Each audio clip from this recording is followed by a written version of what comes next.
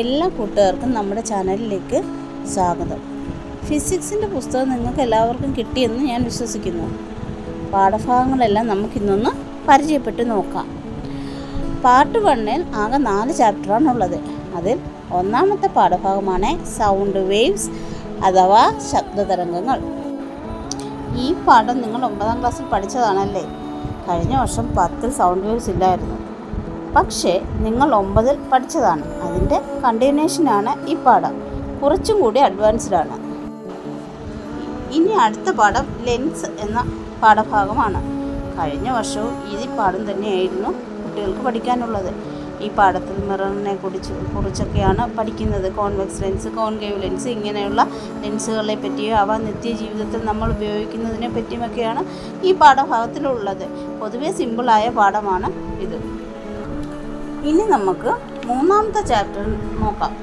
The world of colour and vision, കാഴ്ചയും വർണ്ണങ്ങളുടെ ലോകവും എന്നാണ് പാഠഭാഗത്തിൻ്റെ പേര്. ഇത് പേര് പോലെ തന്നെ വളരെ രസകരമായ പാഠമാണ്.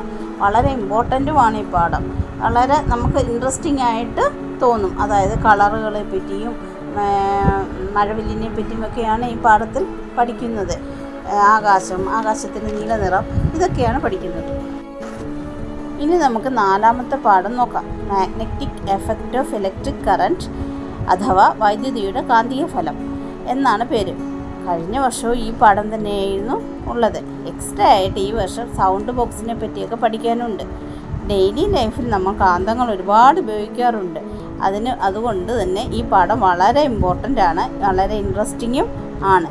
കഴിഞ്ഞ വർഷം ഇത് 2ാമത്തെ ചാപ്റ്റർ ആയിരുന്നു. ഈ വർഷം നിങ്ങൾക്ക് അത് കുറച്ചും കൂടി സിമ്പിളായി തരുന്നു. പൊതുവെ ഫിസിക്സ് വളരെ എളുപ്പമായിട്ടാണ് തോന്നുന്നത്. സിമ്പിൾ ലെസൺസ് എന്ന ഞങ്ങളുടെ ഈ യൂട്യൂബ് ചാനൽ നിങ്ങൾ ഇതുവരെ സബ്സ്ക്രൈബ് ചെയ്തിട്ടില്ലെങ്കിൽ please subscribe, share and like.